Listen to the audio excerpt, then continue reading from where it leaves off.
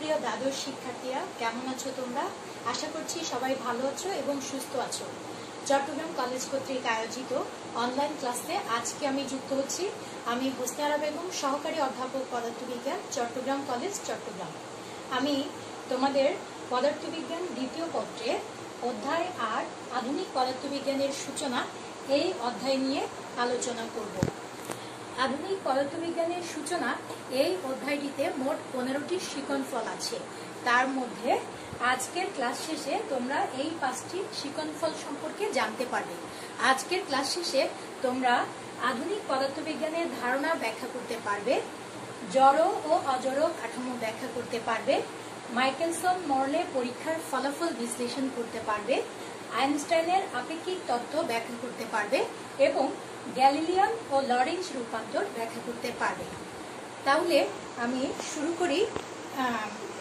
প্রথমে 1 নম্বর, আধুনিক পদার্থবিজ্ঞানের ধারণা।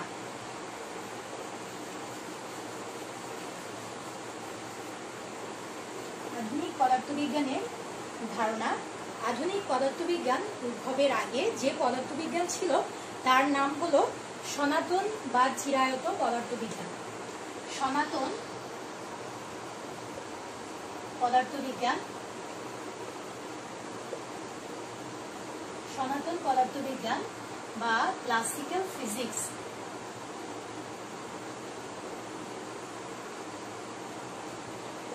Classical physics.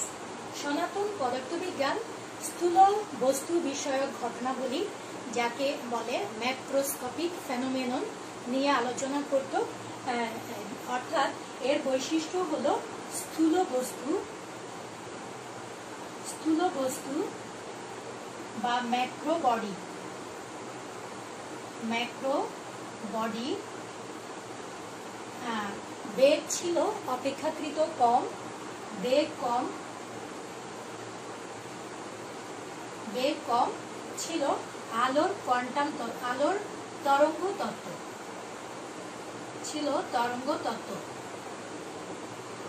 এই ছিল সনাতন পদার্থবিজ্ঞানের বৈশিষ্ট্য। স্থূল বস্তু, বেগ কম, আলোর তরঙ্গ তত্ত্ব ছিল তড়িৎচুম্বকীয় ম্যাক্সওয়েলের সূত্র। আর ছিল গ্যালিলিয়ান নিউটনীয় বলবিজ্ঞান। গ্যালিলিয়ান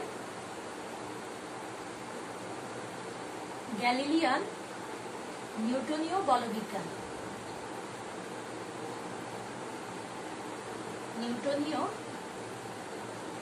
বলবিজ্ঞান।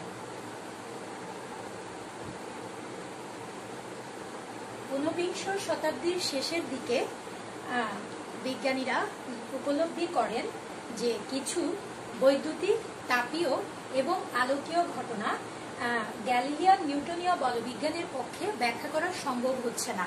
কিছু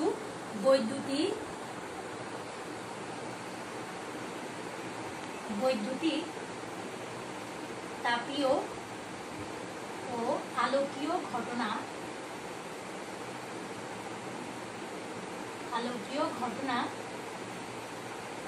ব্যাখ্যা করতে ব্যর্থ।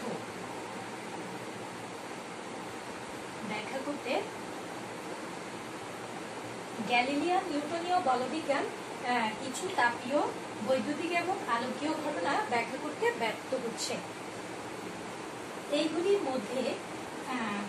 এইগুলি হলো কৃষ্ণবস্তুর বিকিরণ ব্যাখ্যা করা, বস্তুর বিকিরণ ব্যাখ্যা করা, ফটোতড়িৎ ক্রিয়া ব্যাখ্যা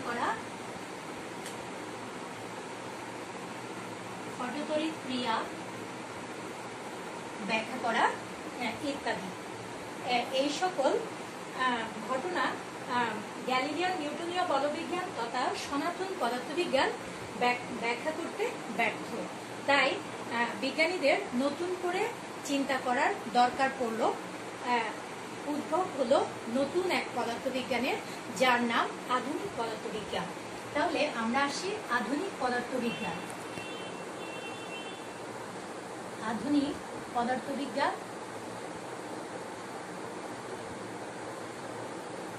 পদার্থবিজ্ঞান বা মডার্ন ফিজিক্স।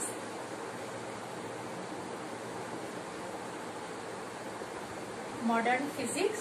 আধুনিক পদার্থবিজ্ঞান সূক্ষ্ম বস্তু বিষয়ক ব্যাখ্যা দিতে পারত। সূক্ষ্ম বস্তু বলতে যে সকল বস্তু খালি চোখে দেখা যায় না, এগুলিকে বলে মাইক্রোস্কোপিক বডি। তাহলে আমরা লিখতে পারি এর বৈশিষ্ট্য হলো সূক্ষ্ম বস্তু। সূক্ষ্ম বস্তু সংক্ষেপে বলে মাইক্রো বডি। সূক্ষ্ম বস্তু বেগ ছিল অপেক্ষাকৃত বেশি, আলোর বেগ বা তার কাছাকাছি বেগ বেশি।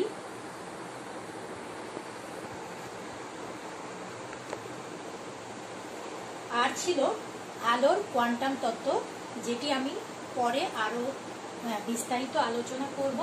এটির আরেকটি বৈশিষ্ট্য হলো কোয়ান্টাম তত্ত্ব। কোয়ান্টাম তত্ত্ব তাহলে মডার্ন ফিজিক্সের বৈশিষ্ট্য হলো সূক্ষ্ম বস্তু, বেগ বেশি এবং আলোর কোয়ান্টাম তত্ত্ব। এগুলি হচ্ছে আধুনিক পদার্থবিজ্ঞানের বৈশিষ্ট্য। ঊনবিংশ শতাব্দীর শেষের দিকে অর্থাৎ 1895 সালে বিজ্ঞানী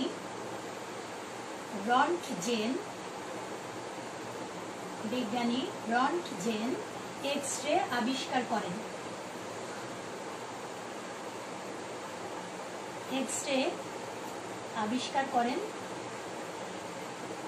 যার আধুনিক পদার্থবিজ্ঞানের বৈশিষ্ট্যগুলি বিদ্যমান, এবং এটি আবিষ্কার এক্স-রে আবিষ্কারের মাধ্যমে আধুনিক পদার্থবিজ্ঞান যাত্রা শুরু করে।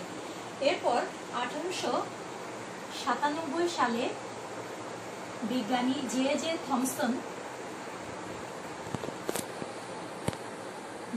থমসন ইলেকট্রন আবিষ্কার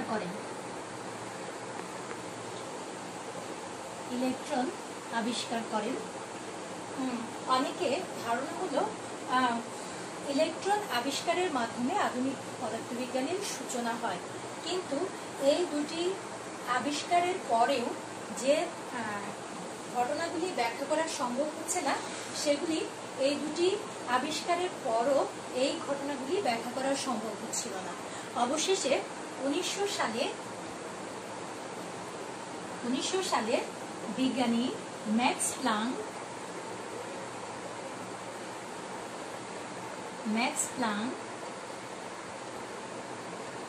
কোয়ান্টাম তত্ত্ব আবিষ্কার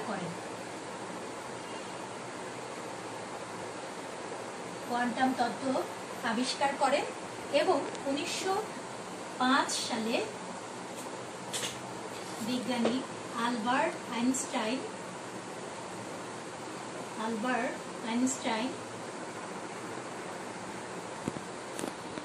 আইনস্টাইন আপেক্ষিকতার বিশেষ তত্ত্ব আবিষ্কার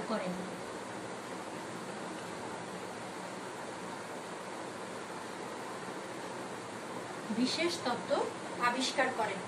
এই দুটি তত্ত্ব আবিষ্কারের মাধ্যমে পদার্থবিজ্ঞানে যুগান্তকারী আলোড়ন সৃষ্টি হয়। কেননা এই দুটি তত্ত্ব সনাতন পদার্থবিজ্ঞানের অনেক ধারণাকে পুরোপুরি পরিবর্তন করে দেয়। যেমন পূর্বে ধারণা ছিল কোনো বস্তুর বিকিরণে যে শক্তি শোষণ বা বিকিরণ হয় তা নিরবচ্ছিন্নভাবে ঘটে। কিন্তু বিজ্ঞানী ম্যাক্স প্লাঙ্কের কোয়ান্টাম তত্ত্ব আবিষ্কারের পর এখানে বলা হয় যে কোনো বস্তুর বিকিরণ নিরবচ্ছিন্ন নয়, এটি গুচ্ছ বা ছিন্ন আকারে বা প্যাকেট আকারে নির্গত হয়। প্রতিটি প্যাকেটকে এক একটি কোয়ান্টা বা ফোটন বলে। একইভাবে আইনস্টাইনের আপেক্ষিকতার বিশেষ তত্ত্ব আবিষ্কারের পূর্বে সনাতন পদার্থবিজ্ঞানের ধারণা ছিল বস্তুর ভর, স্থান এবং সময় এই তিনটি হলো পরম। এইগুলি নিরপেক্ষ, অর্থাৎ এগুলি কোনো স্থান ভেদে পরিবর্তন হয় না। কিন্তু আপেক্ষিকতার বিশেষ তত্ত্ব আবিষ্কারের পর এখানে বলা হয় যে কোনো বস্তু স্থির অবস্থায় ভর যত হবে, গতিশীল অবস্থায় তার ভর বৃদ্ধি পাবে বা পরিবর্তন হবে। একইভাবে সময় এবং দৈর্ঘ্য এই দুটি রাশিও পরিবর্তন হবে। তাহলে বোঝা যাচ্ছে এই দুটি তত্ত্ব আবিষ্কারের মাধ্যমে পুরাতন পদার্থবিজ্ঞানের ধারণার মধ্যে আমূল পরিবর্তন চলে আসে এবং তাই এই দুটি তত্ত্ব আবিষ্কারের পর যে সকল ঘটনা ব্যাখ্যা করা সম্ভব হচ্ছিল না সেগুলি ব্যাখ্যা করা সম্ভব হয়।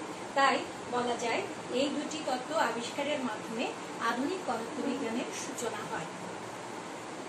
এখন আধুনিক পদার্থবিজ্ঞান বলতে প্রচলিত অর্থে পারমাণবিক এবং নিউক্লিয় পদার্থবিজ্ঞানকে আধুনিক পদার্থবিজ্ঞান বলা হলেও প্রকৃত পক্ষে কোয়ান্টাম তত্ত্ব এবং আপেক্ষিকতা তত্ত্ব এবং এদের প্রয়োগের সফলতায় একদিকে ক্ষুদ্র জগতের পরমাণু এবং নিউক্লিয়াসের গঠন উপাদান, অণু এবং কঠিন পদার্থে পরমাণুর সমাবেশ প্রক্রিয়া এবং অন্যদিকে বৃহত্তর জগতের মহাবিশ্বের উদ্ভব এবং বিবর্তনের সম্পর্কিত যে পদার্থবিজ্ঞান যে শাখায় আলোচনা করা হয় তাকেই বলা হয় আধুনিক পদার্থবিজ্ঞান। আধুনিক পদার্থবিজ্ঞান তাহলে আমরা এখানে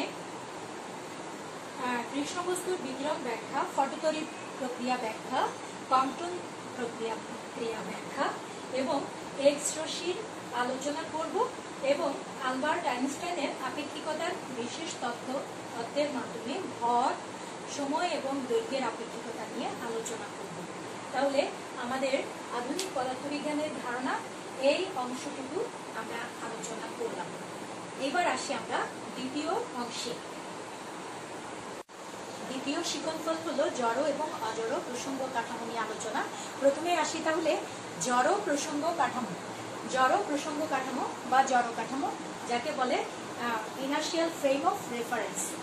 আমরা জড় প্রসঙ্গ কাঠামো বলবো যে সকল প্রসঙ্গ কাঠামোতে নিউটনের প্রথম সূত্র তথা জড়তার সূত্র প্রযোজ্য হয় তাকে বলা হয় জড় প্রসঙ্গ কাঠামো। নিউটনের জড়তার সূত্র, প্রথম সূত্র বা জড়তার সূত্র কোনটি? জড়তার সূত্র হলো স্থির বস্তু সব স্থির থাকবে এবং গতিশীল বস্তু সুষম গতিতে চলবে যদি কোনো বাহ্যিক বল ক্রিয়া না করে। তাহলে আমরা বলতে পারি, দেখা যায় যে পরস্পরের সাপেক্ষে ধ্রুব বেগে গতিশীল যে সকল প্রসঙ্গ কাঠামো তাতেই নিউটনের প্রথম সূত্র তথা জড়তার সূত্র প্রযোজ্য হয় এবং এই পরস্পরের সাপেক্ষে ধ্রুব বেগে গতিশীল প্রসঙ্গ কাঠামোকেই বলে জড় প্রসঙ্গ কাঠামো। জড় প্রসঙ্গ কাঠামো নিয়ে আপেক্ষিকতার তত্ত্ব পুরোটাতেই জড় প্রসঙ্গ কাঠামো নিয়ে আলোচনা আছে, তাই আমরা এটিকে আরো একটু ভালো করে আলোচনা করব। তার জন্য আমি অল্প বেগের একটি ট্রেন নিব, যদিও আমাদের আধুনিক পদার্থবিজ্ঞান উচ্চ বেগ নিয়ে কাজ করে। আমরা একটি কম বেগের ট্রেনের উদাহরণ দিব। উচ্চ বেগের ক্ষেত্রেও একই ঘটনাই ঘটে। আমরা একটি ট্রেনের উদাহরণ দেই। ধরি ট্রেনের কোন একটি কামরায় একজন ব্যক্তি উঠে দাঁড়ালেন। ট্রেন যখন স্থির, ট্রেনের কামরার সাপেক্ষে স্থির কাঠামো, ট্রেনের কামরা হলো স্থির কাঠামো, তার সাপেক্ষে ওই ব্যক্তি স্থির আছেন। যদি যে ট্রেনটি গতিশীল হওয়ার পরও যদি ওই ব্যক্তি স্থির থাকেন তাহলে গতিশীল ট্রেনকে স্থিরের সাপেক্ষে জড় প্রসঙ্গ কাঠামো বলা হবে। এখন ট্রেনটি যখন স্টার্ট করবে তখন তার বেগ 0 থেকে আস্তে আস্তে বেগ বাড়তে থাকবে, অর্থাৎ তার ত্বরণ হবে। এই অবস্থায় লোকটি পেছন দিকে ধাবিত হবে, অর্থাৎ এইখানে তিনি আর স্থির থাকছেন না, ফলে জড়তার সূত্র একই রূপে থাকছে না, যার কারণে ত্বরণরত এই ট্রেনটিকে জড় কাঠামো বলা যাবে না, এটি অজড় কাঠামো। এরপর ট্রেনটি যখন একটি নির্দিষ্ট বেগ প্রাপ্ত হওয়ার পর সুষম বেগে চলতে থাকবে, দেখা যাবে লোকটি স্থির আছেন, অর্থাৎ তিনি সুষম বেগে চলমান, ধ্রুব বেগে চলমান ট্রেনের সাপেক্ষে স্থির আছেন, অর্থাৎ এখানে জড়তার সূত্র একই রূপে থাকছে। সুতরাং সমবেগে গতিশীল ট্রেন হলো একটি জড় প্রসঙ্গ কাঠামো। আবার ট্রেনটি যখন একটি নির্দিষ্ট গন্তব্যে গিয়ে স্থির হওয়ার জন্য আস্তে আস্তে বেগ কমতে থাকে, অর্থাৎ মন্দন হতে থাকে, তখন দেখা যায় লোকটি সামনের দিকে ধাবিত হয়। অর্থাৎ এই ক্ষেত্রেও লোকটি আর স্থির থাকছে না, যার কারণে জড়তার সূত্র এখানেও অভিন্ন থাকছে না। সুতরাং এই মন্দনরত এই ট্রেনটিও অজড় প্রসঙ্গ কাঠামো। তাহলে আমরা বলতে পারি শুধুমাত্র পরস্পরের সাপেক্ষে ধ্রুববেগে গতিশীল হলেই জড় প্রসঙ্গ কাঠামো হয়। তাই এখন আমরা তাহলে সংজ্ঞা বলতে পারি পরস্পরের সাপেক্ষে ধ্রুববেগে গতিশীল। সংজ্ঞা বলতে পারি পরস্পরের সাপেক্ষে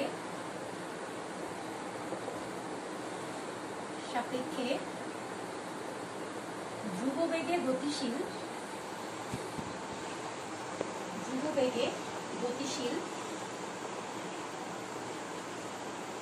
যে সকল প্রসঙ্গ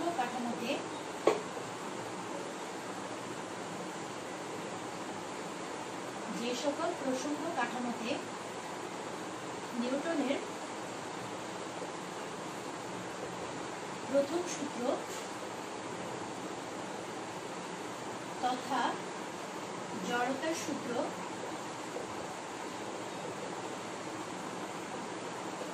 প্রযোজ্য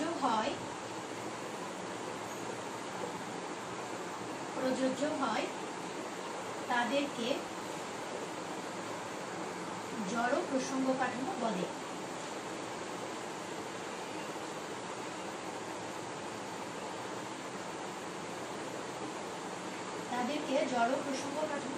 অর্থাৎ ধ্রুববেগে গতিশীল যে সকল প্রসঙ্গ কাঠামোতে জড়তার সূত্র একই রূপে থাকে তাকে বলা হয় জড় প্রসঙ্গ কাঠামো। তাহলে এবার আসি অজড় প্রসঙ্গ কাঠামো বা অজড় কাঠামো।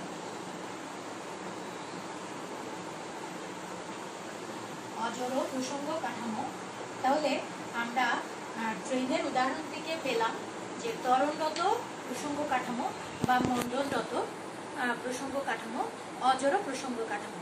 এর সাথে আরেকটি প্রসঙ্গ কাঠামো অজড় হয়, সেটি হলো ঘূর্ণনশীল প্রসঙ্গ কাঠামো। তাহলে আমরা লিখতে পারি পরস্পরের সাপেক্ষে ত্বরণরত বা মণ্ডলরত এবং ঘূর্ণনশীল কাঠামোকে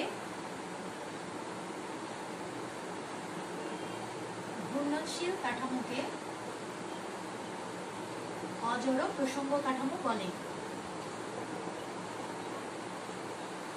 বা সংক্ষেপে অজড় কাঠামো বলে।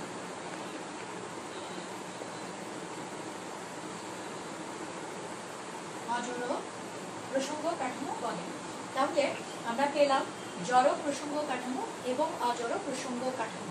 এখানে আমাদের একটি অনুধাবনের প্রশ্ন হয় যে ঘূর্ণনশীল কাঠামো জড় প্রসঙ্গ কাঠামো নয় কেন? তাহলে আমরা আসি ঘূর্ণনশীল কাঠামো জড় প্রসঙ্গ কাঠামো নয় কেন। আমরা একটু ঘূর্ণনশীল কাঠামো নিয়ে আলোচনা করি।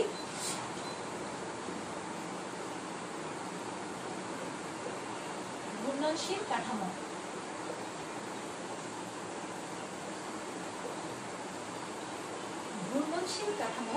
কোনো বস্তু ঘূর্ণরত থাকার জন্য তাকে অবশ্যই ব্যাসার্ধ বরাবর কেন্দ্রের অভিমুখে একটি ত্বরণ দিতে হয়, সেটি হলো কেন্দ্রমুখী ত্বরণ। কোনো বস্তু ঘূর্ণরত রাখার জন্য অবশ্যই তার উপর একটি ব্যাসার্ধ বরাবর কেন্দ্রমুখী ত্বরণ দিতে হয়। তাহলে আমরা জানি যে সকল কাঠামো ধ্রুব বেগে গতিশীল শুধুমাত্র সেগুলি হয় জড় প্রসঙ্গ কাঠামো। এখানে ঘূর্ণনশীল বস্তুর উপর সবসময় একটি ত্বরণ কাজ করে বলে এটি ঘূর্ণনশীল কাঠামো জড় প্রসঙ্গ কাঠামো হতে পারে না। তাহলে আরো বলতে পারি আমরা যে এটি যদি ধ্রুব সমদ্রুতিতে ঘুরলেও তার বেগের মান পরিবর্তন না হলেও তার প্রতি মুহূর্তে তার দিকের পরিবর্তন হচ্ছে, যার কারণে এখানে ত্বরণ সৃষ্টি হচ্ছে। এই কারণে ঘূর্ণনশীল বস্তু অজড় প্রসঙ্গ কাঠামো। তাহলে আমরা একটি অনুধাবনের প্রশ্ন আলোচনা করলাম, সেটি হলো ঘূর্ণনশীল বস্তু জড় প্রসঙ্গ কাঠামো নয় কেন। আর একটি প্রশ্ন হয়, সেটি হলো পৃথিবী তার নিজ অক্ষের সাপেক্ষে 24 ঘন্টায় এবং নিজ কক্ষপথে 365 দিনে একবার পরিভ্রমণ করছে। তাহলে পৃথিবীকেও অজড় প্রসঙ্গ কাঠামো বলার কথা, কিন্তু দেখা গেছে পৃথিবীর যে কেন্দ্রমুখী ত্বরণ A ইকুয়াল আমরা জানি v square divided by r equal হলো omega square r equal omega হলো কৌণিক বেগ 2 pi divided by t whole square into পৃথিবীর ব্যাসার্ধ r।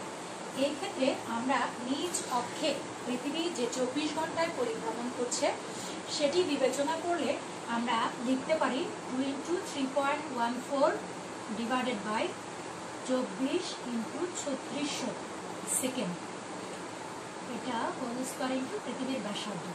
দেখা গেছে এই মানটি খুব ছোট আসে, দশমিক সামথিং, এবং তার বর্গ করলে রাশিটি আরো ছোট আসে, যাকে পৃথিবীর ব্যাসার্ধ দিয়ে গুণ করলেও এই রাশির মান অর্থাৎ কেন্দ্রমুখী ত্বরণ ছোট মান আসে সেটি নগণ্য হিসেবে বিবেচনা করা হয়।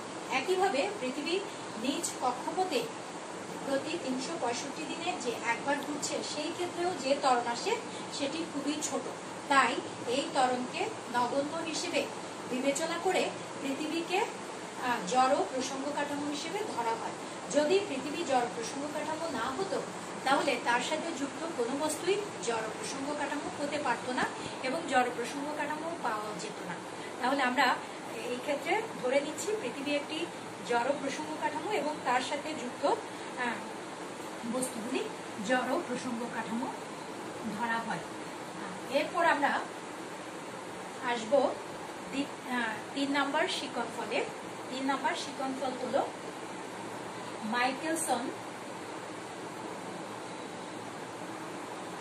মাইকেলসন মর্লের পরীক্ষা।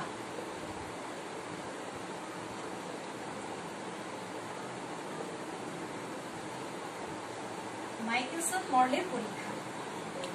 পূর্বে ধারণা করা হতো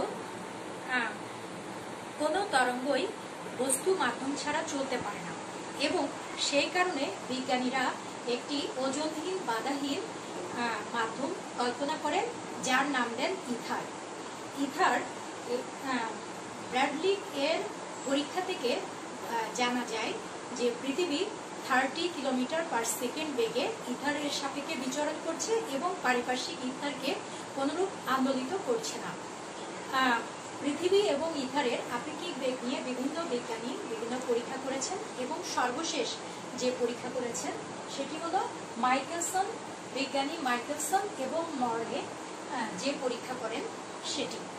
বিজ্ঞানী মাইকেলসন এবং মর্লে ইথারের অস্তিত্ব প্রমাণের জন্য একটি পরীক্ষা করার জন্য একটি সূক্ষ্ম যন্ত্র তৈরি করেন যেটিকে বলা হয় মাইকেলসনস ইন্টারফেরোমিটার বা মাইকেলসনের ব্যান্ডিচার মাপক যন্ত্র। এই যন্ত্রের মাধ্যমে তারা একটি পরীক্ষা করেন এবং পরীক্ষার পর কিছু ফলাফলে উপনীত হন।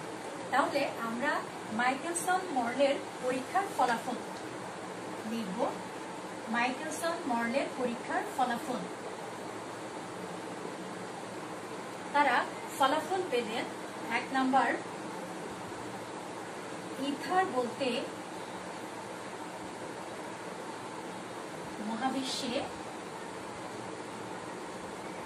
মহাবিশ্বে কিছু নেই। তাহলে তাদের পরীক্ষায় ইথারের অস্তিত্বকে পুরোপুরি নাকচ করে দেন। বিজ্ঞানী মাইকেলসন মর্লের পরীক্ষায় ইথারের অস্তিত্ব পুরোপুরি নাকচ করে দেন। তাদের পরীক্ষার প্রথম ফলাফলে বলা হয় যে ইথার বলতে মহাবিশ্বে কিছুই নেই। তারা দ্বিতীয় ফলাফল পেয়েছেন আলোর বেগ ধ্রুব থাকে, ধ্রুব রাশি। আলোর বেগ ধ্রুব রাশি, এটি উৎস ও পর্যবেক্ষকের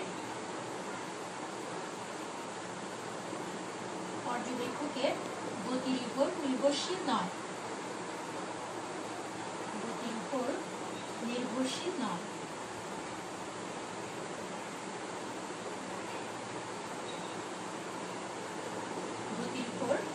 গতিশীল নয়।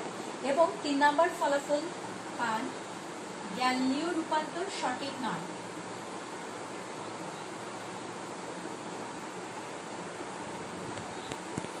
গ্যালিলীয় রূপান্তর সঠিক নয়।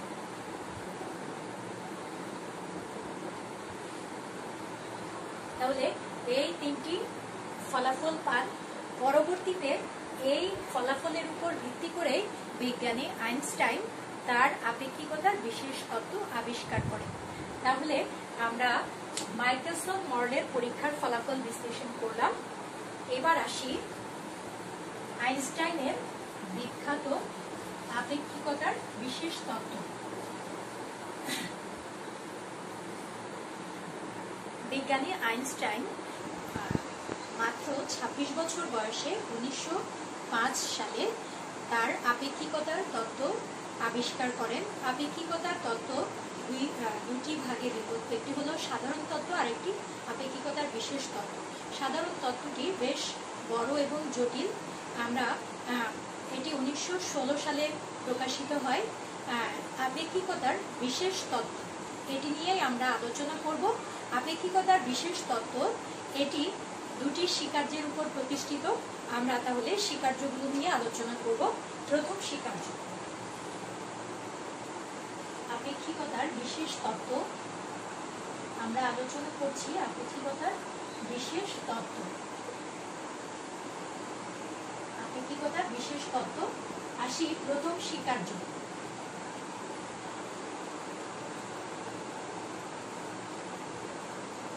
প্রথম স্বীকার্যে বলছে পরস্পরের সাপেক্ষে ধ্রুব বেগে গতিশীল সকল প্রসঙ্গ কাঠামোতে। তাহলে আমরা এটাকে সংক্ষেপে বলতে পারি সকল জড় প্রসঙ্গ কাঠামোতে। সকল জড় প্রসঙ্গ কাঠামোতে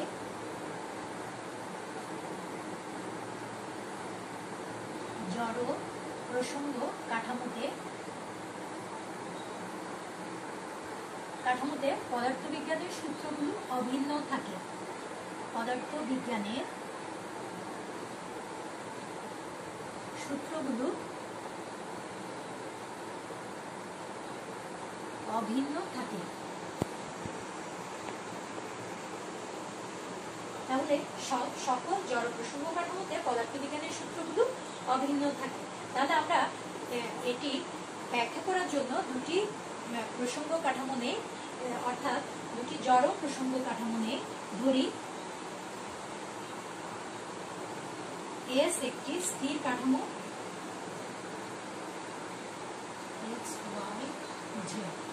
এবং এস এর সাপেক্ষে ধ্রুব বেগে গতিশীল এস প্রাইম একটি প্রসঙ্গ কাঠামো।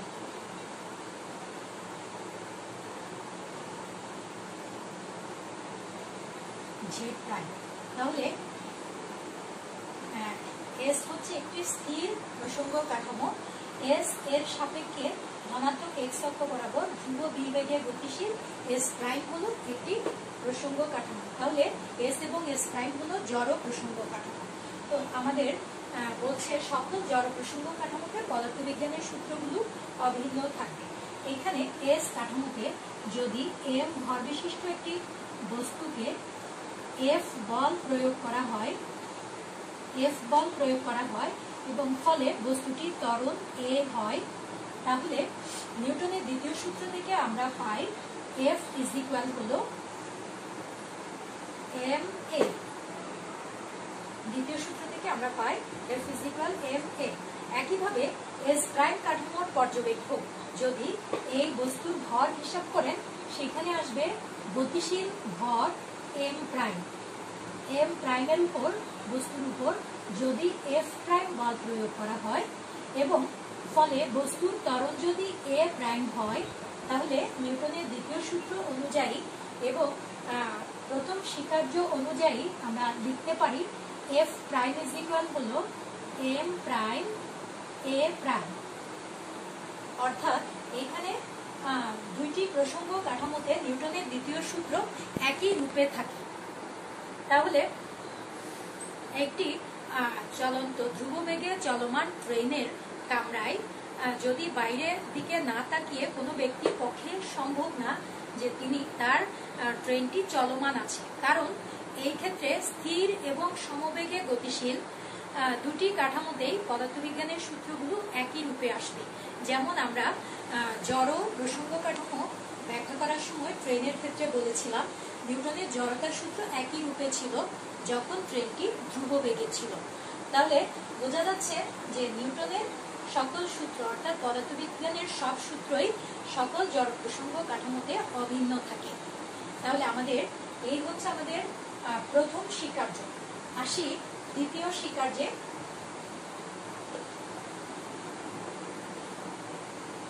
দ্বিতীয় স্বীকার্য শূন্য বা বায়ুর মাধ্যমে আমরা লিখতে পারি শূন্য মাধ্যমে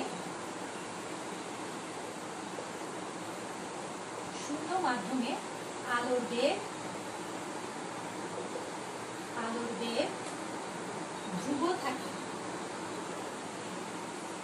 শূন্য মাধ্যমে আলোর বেগ সকল পর্যবেক্ষকের নিকট ধ্রুব থাকে। সকল পর্যবেক্ষকের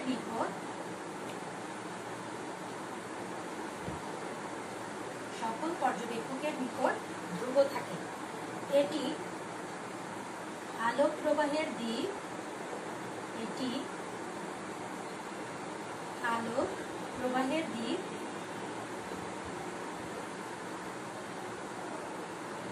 উৎস ও পর্যবেক্ষকের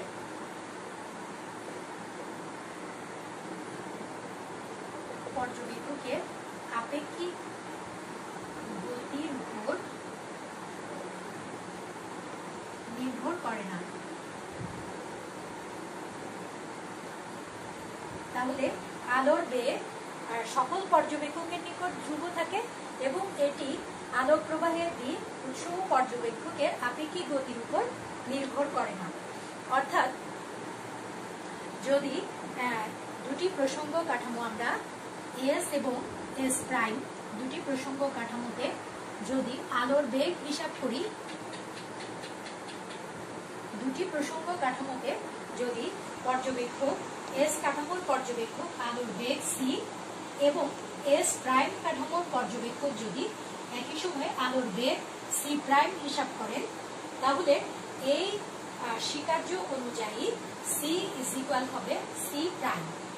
অর্থাৎ দুই পর্যবেক্ষকের নিকট আলোর বেগ ধ্রুব থাকবে। আলোর বেগ এখানে আলোক রশ্মি উপর থেকে নিচের দিকে বা নিচ থেকে উপরের দিকে, ডান থেকে বামে প্রবাহিত হয় বা বাম থেকে ডানে, যেদিকেই প্রবাহিত হোক না কেন, অর্থাৎ আলোক প্রবাহের দিক যেদিকেই হোক আলোর বেগ ধ্রুব থাকে এবং এটি পর্যবেক্ষক এবং উৎস উভয়ে গতিশীল বা যে কোনো একটি গতিশীল হলেও আলোর বেগের কোনো পরিবর্তন হয় না। আলোর বেগ শুধুমাত্র মাধ্যম পরিবর্তন হলেই আলোর বেগ পরিবর্তিত হবে। তাহলে আমাদের এটি হচ্ছে দ্বিতীয় স্বীকার্য। তাহলে আমরা আইনস্টাইনের আপেক্ষিকতার বিশেষ তত্ত্বের দুটি স্বীকার্য নিয়ে আলোচনা করলাম। এবার আসি আমরা গ্যালিলিয়ান রূপান্তর। গ্যালিলিয়ান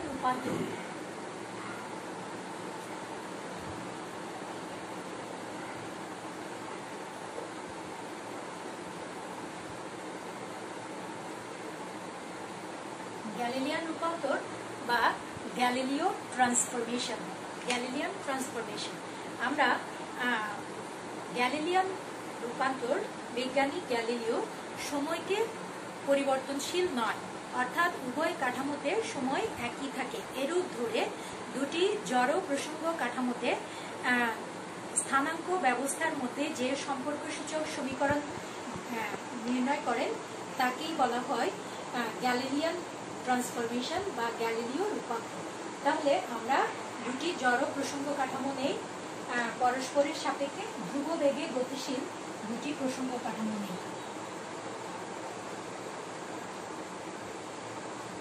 এস একটি স্থির প্রসঙ্গ কাঠামো এবং এস এর সাপেক্ষে ধ্রুব ভি বেগে গতিশীল এস প্রাইম হলো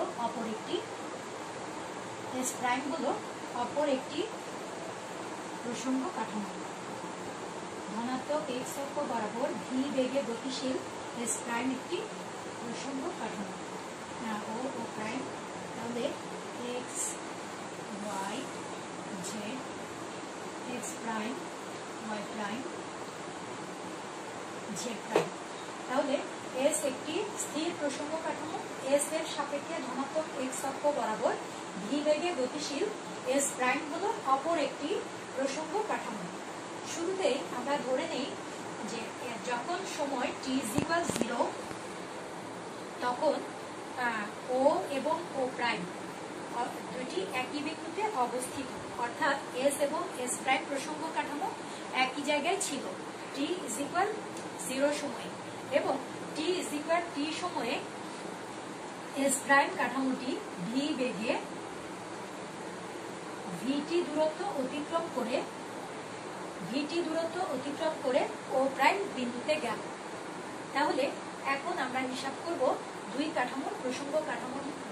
কাঠামোর স্থানাঙ্ক ব্যবস্থার মধ্যে সম্পর্ক দেখাবো। আমরা এখানে পি একটি বিন্দু নেই যার স্থানাঙ্ক এস কাঠামোর সাপেক্ষে এক্স ওয়াই জেড এবং এস প্রাইম কাঠামোর সাপেক্ষে এক্স প্রাইম ওয়াই প্রাইম এবং জেড প্রাইম। তাহলে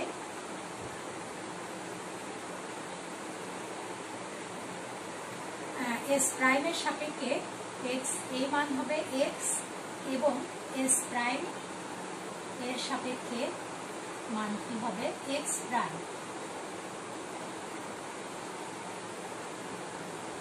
এক্স প্রাইম, তাহলে চিত্র থেকে আমরা বলতে পারি এক্স এর মান এক্স প্রাইমের মান এক্স থেকে ভিটি দূরত্ব কম, অর্থাৎ আমরা লিখতে পারি এক্স প্রাইম = হলো এক্স মাইনাস ভিটি। এখন ওয়াই এবং জেড অক্ষ বরাবর কোনো আপেক্ষিক বেগ নেই। আমরা শুরুতে বলেছিলাম যে এস প্রাইম প্রসঙ্গ কাঠামোটি এক্স অক্ষের সাপেক্ষে ধ্রুব ভি বেগে গতিশীল। তাহলে ওয়াই প্রাইম এবং জেড প্রাইম এর ওয়াই অক্ষ এবং জেড অক্ষ বরাবর কোনো আপেক্ষিক বেগ নেই, তাই আমরা লিখতে পারি ওয়াই প্রাইম = হলো ওয়াই এবং জেড প্রাইম = হলো জেড। বিজ্ঞানী গ্যালিলিও ধরে নিয়েছিলেন সময় দুই প্রসঙ্গ কাঠামোতেই একই থাকবে, অর্থাৎ পরিবর্তন হবে না। তাহলে সেই অনুযায়ী আমরা লিখতে পারি টি প্রাইম = হলো টি। তাহলে আমরা পেয়ে গেলাম গ্যালিলিয়ান রূপান্তর।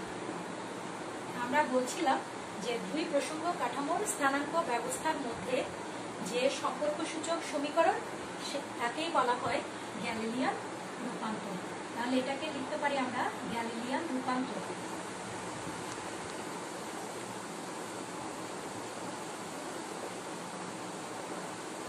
গ্যালিলিয়ান রূপান্তর এর কিছু ব্যর্থতা আছে, যার কারণে এটি পরবর্তীতে বাতিল হয়ে গেছে। গ্যালিলিও রূপান্তরের কিছু ব্যর্থতা।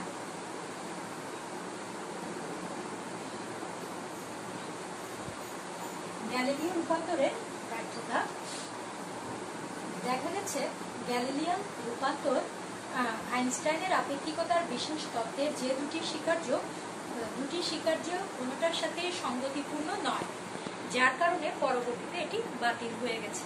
তাহলে আমরা আসি প্রথম স্বীকার্যের কথা চিন্তা করি। প্রথম স্বীকার্য ছিল সকল প্রসঙ্গ কাঠামোতে পদার্থবিজ্ঞানের সূত্রগুলো অভিন্ন থাকে। দেখা গেছে গ্যালিলিয়ান রূপান্তরের মাধ্যমে নিউটনের সূত্রগুলো পদার্থবিজ্ঞানের নিউটনের সূত্রগুলো অভিন্ন থাকলেও তড়িৎ চুম্বকীয় উচ্চতর সূত্রগুলিতে এস কাঠামোতে যে রূপ থাকে এস প্রাইম কাঠামোতে ভিন্ন রূপ ধারণ করে, অর্থাৎ সূত্রগুলো একই রূপে থাকে না, যার কারণে বলতে পারি যে প্রথম স্বীকার্য মানতে ব্যর্থ হয়েছে। গ্যালিলিয়ান রূপান্তর প্রথম স্বীকার্য মানতে ব্যর্থ। একইভাবে দ্বিতীয় স্বীকার্যে আসি আমরা। দ্বিতীয় স্বীকার্যে বলা আছে যে শূন্য মাধ্যমে আলোর বেগ সকল পর্যবেক্ষকের নিকট ধ্রুব থাকে। এখন গ্যালিলিয়ান রূপান্তরের মাধ্যমে দেখা যায় যে এস কাঠামোর পর্যবেক্ষক যদি আলোর বেগ সি এবং এস প্রাইম কাঠামোর পর্যবেক্ষক আলোর বেগ সি প্রাইম হিসাব করেন এই গ্যালিলিও রূপান্তরের মাধ্যমে দেখা যায় যে সি প্রাইম ইজ ইকুয়াল হলো সি মাইনাস ভি, অর্থাৎ এখানে এস এবং এস প্রাইম প্রসঙ্গ কাঠামোতে আলোর বেগ একই থাকছে না। ফলে নিউটনের আইনস্টাইনের আপেক্ষিকতার দ্বিতীয় স্বীকার্য মানতেও গ্যালিলিয়ান রূপান্তর ব্যর্থ। তাই এই গ্যালিলিয়ান রূপান্তর বাতিল হয়ে যায় এবং নতুন একটি রূপান্তর ব্যবস্থা উদ্ভাবনের প্রয়োজন পড়ে, যার কারণে লরেঞ্জ রূপান্তর সৃষ্টি হয়। তাহলে আমরা এরপরে আসছি লরেঞ্জ রূপান্তর। লরেঞ্জ রূপান্তর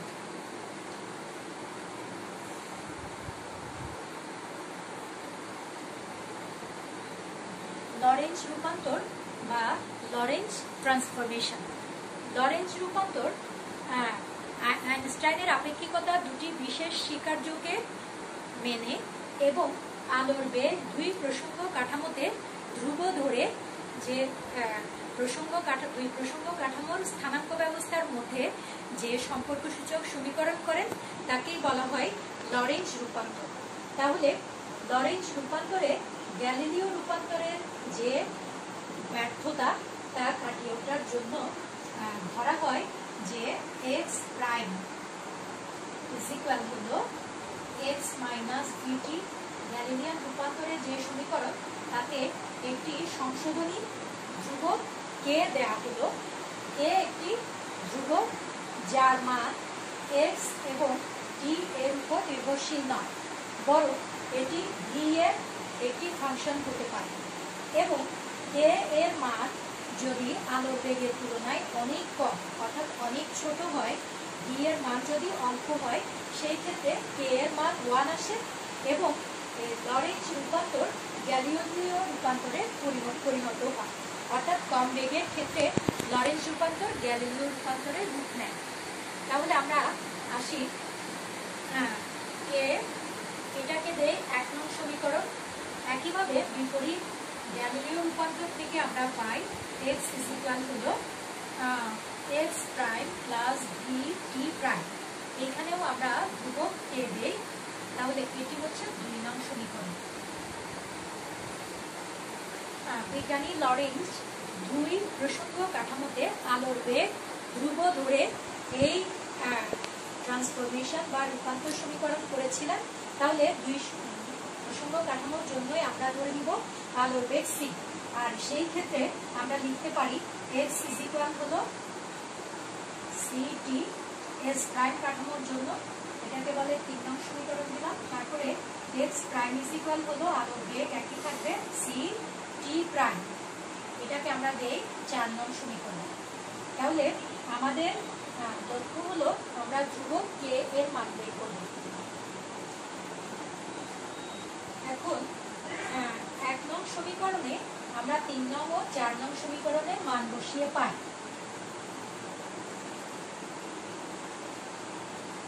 1 নং সমীকরণে এক্স প্রাইম ইজ ইকুয়াল হলো এক্স প্রাইমের জায়গায় আমরা 4 নং থেকে লিখতে পারি c t prime. C t prime is equal হলো কে ইন্টু এক্স এর মান 3 নং সমীকরণ থেকে লিখতে পারি c t minus v t. C t prime is equal হলো কে সি টি কমন দিয়ে ফেলি, তাহলে এখানে আসবে 1 মাইনাস এখানে আসবে ভি ডিভাইডেড বাই সি। তারপর উভয় পক্ষ থেকে সি গুলি বাদ দিয়ে দেই এবং টি এখানে নিয়ে আসি t prime divided by t is equal হলো k into 1 minus v divided by c. এটাকে আমরা 5 নং সমীকরণ দিয়ে রাখি। এরপর আমরা 4 নং সমীকরণে 2 নং সমীকরণে 3 নং এবং 4 নং এর মান বসিয়ে পাই। 2 নং সমীকরণে আছে এক্স। এক্স ইজ ইকুয়াল আমরা লিখতে পারি সি টি ইজ ইকুয়াল হলো k into x prime. X প্রাইমে লিখতে পারি c t prime plus v t prime. এইখান থেকে আমরা পাই সি টি ইজ ইকুয়াল হলো k c t prime common নিয়ে ফেলি, এখানে আসবে 1 plus v divided by c. তাহলে উভয় পক্ষ থেকে সি বাদ দিয়ে দেই, t divided by t prime is equal হলো k into 1 plus v divided by c. এটাকে আমরা 6 নং সমীকরণ দেই। তাহলে আমাদের 5 নং এবং 6 নং সমীকরণ গুণ করে পাই। 5 নং এবং 6 নং সমীকরণ গুণ করে পাই।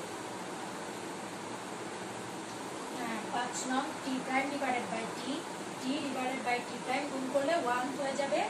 1 ইজ ইকুয়াল হলো k square into 1 minus v square divided by c square. তাহলে আমরা পাই কে স্কয়ার ইজ ইকুয়াল হলো 1 by 1 minus v square divided by c square. এখান থেকে পাই কে ইজ ইকুয়াল হলো 1 by root over 1 minus v square divided by c square. তাহলে আমরা কে এর মান পেয়ে গেলাম। এখন 1 নং ও 2 নং সমীকরণে মান বসাবো। 1 নং সমীকরণে আমাদের ছিল x prime is equal x k into x minus vt। তাহলে 1 নং সমীকরণে k এর মান বসাই, x prime is equal x minus vt divided by k এর মান আসছে 1 by root over v square divided by c square. তাহলে আমরা x প্রাইম এর মান পেয়ে গেলাম। আমরা y এবং z অক্ষ বরাবর কোনো আপেক্ষিক বেগ নেই, তাই লিখতে পারি y prime is equal y, z prime is equal হলো z। এখন t প্রাইম এর মান বের করতে হবে। আমরা ধরেছিলাম এখানে সময় পরিবর্তনশীল, তাহলে t প্রাইম এর আমরা জানি x প্রাইম ইজ ইকুয়াল আসছে c t প্রাইম ছিল। এখান থেকে আমরা পাই t প্রাইম ইজ ইকুয়াল হলো x prime divided by c is equal, আমরা x প্রাইম এর মান এখান থেকে বসিয়ে দিতে পারি x divided by c minus vt divided by c, আর নিচে আছে হলো 1 minus v square divided by c square. তাহলে আমরা এখানে একটু মান বসাই। আমরা জানি x ইজ ইকুয়াল হলো ct, এখান থেকে পাই t ইজ ইকুয়াল হলো x ডিভাইডেড বাই c। তাহলে এখানে x ডিভাইডেড বাই c এর জায়গায় আমরা লিখতে পারি t মাইনাস, এখানে t এর মান বসিয়ে দেয়, t এর মান হলো x ডিভাইডেড বাই c। তাহলে vx divided by c into c c square divided by root over 1 minus v square divided by c square. তাহলে আমরা t প্রাইম এর মানও পেয়ে গেলাম। একটু একসাথে আমরা লিখি। আমরা লরেন্জ রূপান্তর পেয়ে গেলাম। সমীকরণগুলো এক জায়গায় করে সবগুলো লিখি। আসছে x প্রাইম ইজ ইকুয়াল হলো x minus vt divided by root over 1 minus v square divided by c square.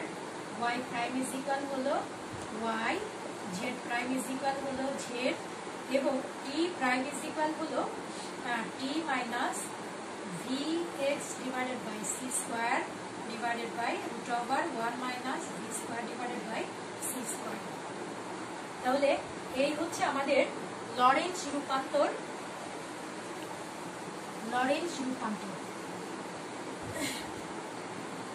তাহলে এইগুলো আমাদের লরেঞ্জ রূপান্তর।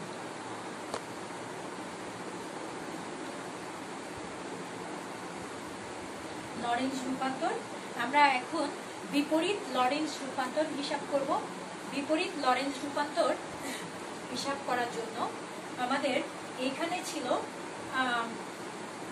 এস কাঠামোতে পর্যবেক্ষক, এস কাঠামোর পর্যবেক্ষক, এস কাঠামো থেকে এস প্রাইম গতিশীল কাঠামোর স্থানাঙ্কগুলো নির্ণয় করার চেষ্টা করেছেন, এগুলো মান নির্ণয় করেছেন।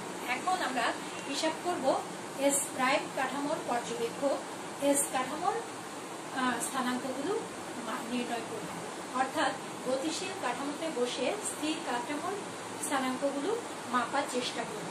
তাহলে দেখা যায় যে আমরা যখন গাড়িতে করে কোনো স্থানে যাই তখন দেখা যায় আমরা গাড়ির থেকে বাইরের দিকে দেখলে বাইরের স্থির গাছপালাগুলো মনে হয় আমাদের গাড়ির থেকে ঠিক আমাদের গাড়ির বেগে বিপরীত দিকে সরে যাচ্ছে। আমরা আমাদের থেকে স্থির গাছপালাগুলো মনে হয় যেন ওই বেগে বিপরীত দিকে সরে যাচ্ছে।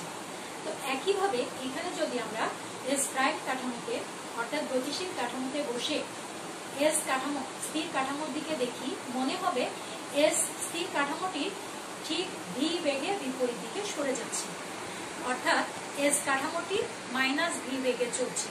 তাহলে সেই ক্ষেত্রে আমরা বিপরীত লরেঞ্জ হিসাব করার রূপান্তর হিসাব করার সময় আমরা লিখব প্রাইম ছাড়া যুক্তগুলি প্রাইম ছাড়া এবং প্রাইম ছাড়াগুলি প্রাইম যুক্ত এবং ভি এর জায়গায় লিখতে হবে মাইনাস ভি। তাহলে আমরা পেয়ে যাব বিপরীত লরেঞ্জ রূপান্তর।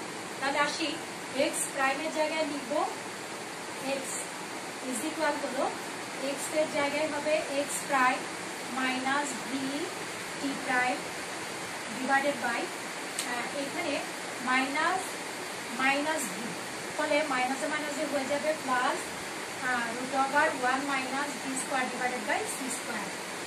ওয়াই ইজ ইকুয়াল হলো ওয়াই প্রাইম এবং জেড ইজ ইকুয়াল হলো জেড প্রাইম, আর টি ইজ ইকুয়াল হলো এখানে আসবে t prime minus v minus minus v, ফলে মাইনাসে মাইনাসে হয়ে যাবে plus v x prime divided by c square divided by root over 1 minus v square divided by c square.